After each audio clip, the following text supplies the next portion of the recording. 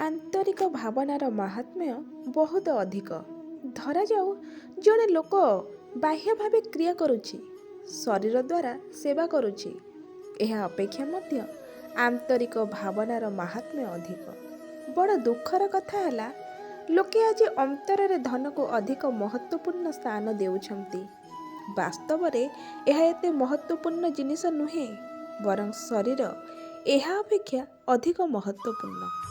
ଶରୀର ଦ୍ୱାରା ପରିଶ୍ରମ କରି ଯେପରି ସେବା କରାଯାଇପାରେ, ଟଙ୍କା ଦ୍ୱାରା ସେପରି କରାଯାଇପାରେ ନାହିଁ। ଟଙ୍କା ଉପଯୋଗ କରିବାର ସେଭଳି ମାହାତ୍ମ୍ୟ ନାହିଁ। କିନ୍ତୁ ଆଜି ଟଙ୍କା ପ୍ରତି ଲୋକମାନଙ୍କର ବେଶୀ ଲୋଭ। ଶାରୀରିକ ପରିଶ୍ରମ କରିବାକୁ ପ୍ରସ୍ତୁତ, ଭୋକରେ ରହିବା ପାଇଁ ପ୍ରସ୍ତୁତ। କେଉଁଠିକି ଯିବାକୁ ହେଲେ ଗାଡ଼ିରେ ନ ଯାଇ ଚାଲି ଚାଲି ଯିବା ପାଇଁ ପ୍ରସ୍ତୁତ, କିନ୍ତୁ ପଇସା ଖର୍ଚ୍ଚ କରିବା ପାଇଁ ନାରାଜ। ପଇସାର ମହତ୍ତ୍ୱ ବହୁତ ଅଧିକ ବଢ଼ାଇ ଦେଲେ, ଏପରିକି ତାହାକୁ ଶରୀର ଠାରୁ ମଧ୍ୟ ଅଧିକ ମହତ୍ତ୍ୱ ଦେଲେ। ଶରୀର ଦ୍ୱାରା ପରିଶ୍ରମ କରି ପଇସା ଉପାର୍ଜନ କରାଯାଇପାରେ, କିନ୍ତୁ ପଇସା ଦ୍ୱାରା ଶରୀର ମିଳିପାରିବ ନାହିଁ। ଲକ୍ଷେ, 10 ଲକ୍ଷ, 50 ଲକ୍ଷ ଟଙ୍କା ଦେଲେ ମଧ୍ୟ ତା ବଦଳରେ ମନୁଷ୍ୟ ଶରୀର ମିଳିବା ସମ୍ଭବ ନୁହେଁ। ମୃତ୍ୟୁ ସମୟରେ କୋଟି କୋଟି ଟଙ୍କା ଦେଲେ ମଧ୍ୟ ମୃତ୍ୟୁରୁ ରକ୍ଷା ପାଇପାରିବା ନାହିଁ। ସମଗ୍ର ସଂସାରର ସମସ୍ତ ଧନ ଦେଲେ ମଧ୍ୟ ଘଡ଼ିଏ ବି ଅଧିକ ବଞ୍ଚିପାରିବା ନାହିଁ। ମାନବ ଜୀବନର ସମୟ ଏତେ ମୂଲ୍ୟବାନ, ଏପରି ଅମୂଲ୍ୟ ସମୟକୁ ଲୋକେ ବୃଥାରେ ବିତାଇ ଦେଉଛନ୍ତି। ଏତେ ବଡ଼ କ୍ଷତି ଆଉ କିଛି ହୋଇନପାରେ। ବିଡ଼ି ସିଗାରେଟ୍ ଖାଇବାରେ, ଖେଳ ତାମସା ଦେଖିବାରେ, ତାସ ପଶା ଖେଳିବାରେ, ବୃଥା ବାର୍ତ୍ତାଳାପରେ, ଥଟ୍ଟା ମଜା କରିବାରେ, ପର ଚର୍ଚ୍ଚାରେ, ଅନ୍ୟର ନିନ୍ଦା ବା ପ୍ରଶଂସା କରିବାରେ, ଅଧିକ ଶୋଇବାରେ ସମୟ ଖର୍ଚ୍ଚ କରୁଛନ୍ତି। ଏହା କୌଣସି ସାଧାରଣ କ୍ଷତି ନୁହେଁ, ବହୁତ ବଡ଼ କ୍ଷତି। 10-20 ହଜାର ଟଙ୍କା ଖର୍ଚ୍ଚ କରିଦେବାଟା କୌଣସି କ୍ଷତିର କଥା ନୁହେଁ, କାରଣ ଏହାକୁ ଛାଡ଼ି ମରିବାକୁ ପଡ଼ିବ। ଲକ୍ଷ ଲକ୍ଷ, କୋଟି କୋଟି ଟଙ୍କା ଥିଲେ ମଧ୍ୟ ସବୁ ଛାଡ଼ି ମରିବାକୁ ପଡ଼ିବ। କାହାକୁ କିଛି ଦେଇଦେଲେ ବା ସତ୍କାର୍ଯ୍ୟରେ କିଛି ଖର୍ଚ୍ଚ କଲେ କ'ଣ ବା ବଡ଼ କଥା ହୋଇଗଲା? ଏସବୁ ତ ଦିନେ ଅବଶ୍ୟ ବିଯୁକ୍ତ ହେବ। କାହାର ଅଧିକ ଧନ ହୋଇଯିବାଟା ଯେ ବିଶେଷ ଭାଗବତ କୃପାର ଲକ୍ଷଣ ତା ନୁହେଁ। ଧନାଦି ବସ୍ତୁ ତ ପାପୀକୁ ମଧ୍ୟ ମିଳିଯାଏ। ଏସବୁ ମିଳିବାଟା କୌଣସି ବଡ଼ କଥା ନୁହେଁ। ଜଣେ ରାଜା ଥିଲେ। ସାଧୁ ବେଶ ପ୍ରତି ତାଙ୍କର ପ୍ରଗାଢ଼ ନିଷ୍ଠା ଥିଲା। ଏପରି ନିଷ୍ଠା କ୍ୱଚିତ୍ କେଉଁଠି ଦେଖିବାକୁ ମିଳେ। ସେ ସାଧୁ ସନ୍ଥକୁ ଦେଖିଲେ ଅତି ଖୁସି ହୁଅନ୍ତି। ସାଧୁ ବେଶରେ କେହି ଆସିଗଲେ ସେ ଯାହା ହୋଇଥିଲେ ବି ରାଜା ତାଙ୍କୁ ଅତି ଆଦର କରନ୍ତି ଓ ସେବା କରନ୍ତି। ଅମୁକ ସ୍ଥାନକୁ ସନ୍ଥ ଆସୁଛନ୍ତି ବୋଲି ଶୁଣିଲେ ସେ ଚାଲି ଚାଲି ଯାଆନ୍ତି ଏବଂ ସମ୍ମାନର ସହିତ ତାଙ୍କୁ ପାଛୋଟି ଆଣି ନିଜ ରାଜମହଲରେ ରଖନ୍ତି ଓ ଖୁବ୍ ସେବା କରନ୍ତି। ସାଧୁ ଯାହା ମାଗନ୍ତି ତାହା ଦିଅନ୍ତି। ଏପରି ଭାବରେ ସେ ପ୍ରସିଦ୍ଧ ହୋଇଗଲେ। ପଡ଼ୋଶୀ ଦେଶରେ ଜଣେ ରାଜା ଏକଥା ଶୁଣିଥିଲେ। ସେ ମନେ ମନେ ଭାବିଲେ, ଏ ରାଜାଟା ବଡ଼ ମୂର୍ଖ।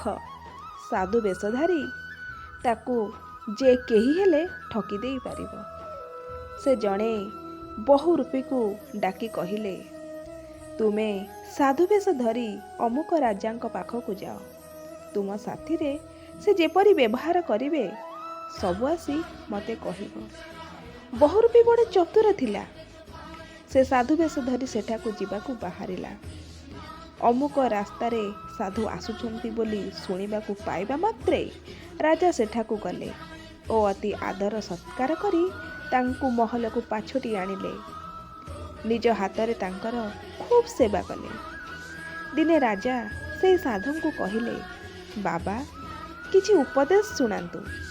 ସାଧୁ କହିଲେ, ରାଜନ, ତୁମକୁ ଏତେ ଧନ ମିଳିଛି, ଏତେ ରାଜ୍ୟ ମିଳିଛି, ତେଣୁ ତୁମେ ବଡ଼ ଭାଗ୍ୟଶାଳୀ। ତୁମର ଏତେ ସୈନ୍ୟ ସାମନ୍ତ ଅଛନ୍ତି। ସ୍ତ୍ରୀ, ପୁତ୍ର, ଭୃତ୍ୟ ପ୍ରଭୃତି ସମସ୍ତେ ତୁମର ଅନୁକୂଳ। ତୁମ ଉପରେ ଭଗବାନଙ୍କର ବହୁତ କୃପା। ସେହି ସାଧୁ ଏଭଳି ଅନେକ କଥା କହିଲେ। ରାଜା ନୀରବ ହୋଇ ସବୁ ଶୁଣୁଥାନ୍ତି। 2-3 ଦିନ ରହିବା ପରେ ବହୁରୂପୀ ସାଧୁ କହିଲେ, ରାଜନ, ଏବେ ମୁଁ ଯିବାକୁ ଚାହୁଁଛି। ରାଜା କହିଲେ, ବାବା, ଆପଣଙ୍କର ଯେମିତି ଇଚ୍ଛା। ରାଜା ତାଙ୍କ ଆଗରେ ଭଣ୍ଡାର ଖୋଲିଦେଇ କହିଲେ, ଆପଣ ସୁନା, ରୂପା, ମୋତି ମାଣିକ, ଟଙ୍କା ପଇସା ଯାହା କିଛି ନେବାକୁ ଚାହାନ୍ତି ନିଅନ୍ତୁ। ସାଧୁ ଜଣକ ଭଲ ଭଲ ଜିନିଷ ଆଣି ଓଟ ଉପରେ ଲଦିଲେ। ସେ ଯିବାକୁ ବାହାରିବାରୁ ରାଜା ତାଙ୍କୁ କହିଲେ, ଆଜ୍ଞା, ଏସବୁ ତ ଆପଣ ନିଜ ଇଚ୍ଛାରେ ନେଇଛନ୍ତି। ମୁଁ ମୋ ତରଫରୁ ଆପଣଙ୍କୁ ଗୋଟିଏ ରୂପା ବାକ୍ସ ଦେବାକୁ ଇଚ୍ଛା କରୁଛି। ରାଜା ଗୋଟିଏ ରୂପା ବାକ୍ସ ଉପରେ ଝିଲମିଲ ରେଶମ କପଡ଼ା ଗୁଡ଼ାଇ ତାଙ୍କୁ ଦେଲେ ଓ କହିଲେ, ଏହା ମୋ ତରଫରୁ ଆପଣଙ୍କ ପାଇଁ ଉପହାର। ସାଧୁ ବେଶଧାରୀ ବହୁରୂପୀ ବାକ୍ସଟିକୁ ନେଇ ସେଠାରୁ ଚାଲିଗଲା।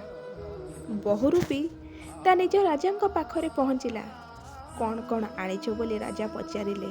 ସେ କହିଲା, ଲକ୍ଷ ଲକ୍ଷ କୋଟି କୋଟି ଟଙ୍କାର ଧନ ଆଣିଛି। ରାଜା ଭାବିଲେ ଯେ ପ୍ରକୃତରେ ପଡ଼ୋଶୀ ଦେଶର ରାଜା ବଡ଼ ମୂର୍ଖ, ସାଧୁଙ୍କୁ ଚିହ୍ନି ଜାଣିନି। ବହୁରୂପୀ କହିଲା, ସେ ରାଜା ତାଙ୍କ ଆଡ଼ୁ ଉପହାର ସ୍ୱରୂପ ମୋତେ ଗୋଟିଏ ରୂପା ବାକ୍ସ ଦେଇଛନ୍ତି। ରାଜା ରୂପା ବାକ୍ସଟିକୁ ଆଣି ଦେଖାଇବା ପାଇଁ କହିଲେ। ବହୁରୂପୀ ବାକ୍ସଟିକୁ ନେଇ ରାଜାଙ୍କ ଆଗରେ ରଖିଦେଲା ଓ ତାଙ୍କୁ ଚାବି ଧରାଇଦେଲା।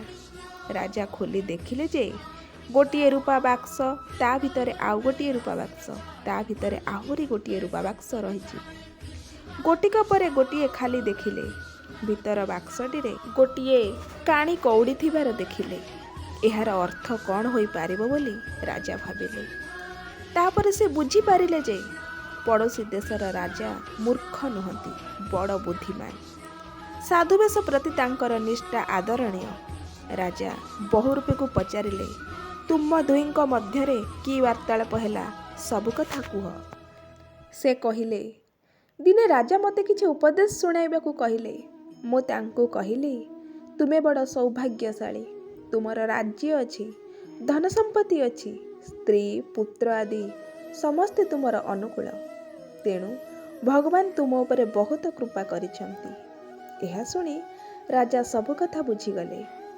3ଟି ବାକ୍ସ ସ୍ଥୂଳ ଶରୀର, ସୂକ୍ଷ୍ମ ଶରୀର ଓ କାରଣ ଶରୀର ନାମକ 3 ଶରୀରକୁ ବୁଝାଇଲା। ତାହା ଭିତରେ କ'ଣ ଅଛି?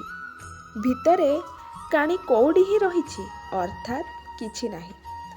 ବାହ୍ୟ ବେଶଭୂଷା ବଡ଼ ସୁନ୍ଦର, ବାହାରେ ଦେଖିବାକୁ ଭଲ, କିନ୍ତୁ ଭିତରେ କିଛି ନାହିଁ। ତୁମ ଉପରେ ଭଗବାନଙ୍କର ବହୁତ କୃପା ବୋଲି ଯାହା କହିଲ, ତାହା କାଣି କଉଡ଼ି। ଏହା କେଉଁ କୃପାରେ ବା ଗଣା?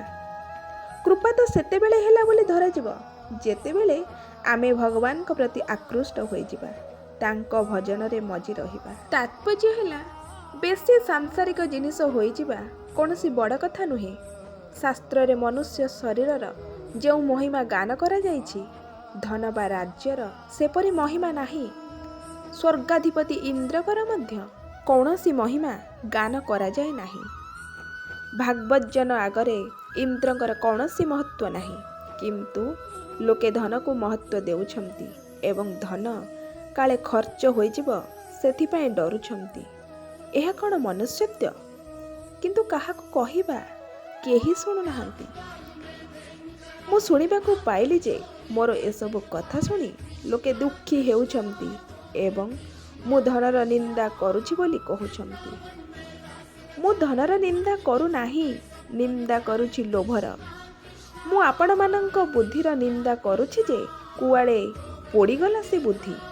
ଲକ୍ଷ ଲକ୍ଷ କୋଟି କୋଟି ଟଙ୍କା ରଖନ୍ତୁ, ରାଜ୍ୟ ବୈଭବ ସବୁକିଛି ରଖନ୍ତୁ, କିନ୍ତୁ ବୁଦ୍ଧି ନଷ୍ଟ ହେବା ତ ଠିକ୍ ନୁହେଁ। ଟିକେ ଚେତନା ତ ରହିବା କଥା, ଟିକିଏ ଅକଲ ତ ରହିବା ଦରକାର ଯେ ଆମେ କ'ଣ କରୁଛୁ। ଆମ୍ଭମାନଙ୍କୁ ଏପରି ମନୁଷ୍ୟ ଶରୀର ମିଳିଛି ଯାହା ଦେବତାମାନଙ୍କ ପାଇଁ ମଧ୍ୟ ଦୁର୍ଲଭ। ଏପରି ଦୁର୍ଲଭ ମନୁଷ୍ୟ ଶରୀର ମିଳିଛି, ହେଲେ ଆମେ କରୁଛେ କ'ଣ?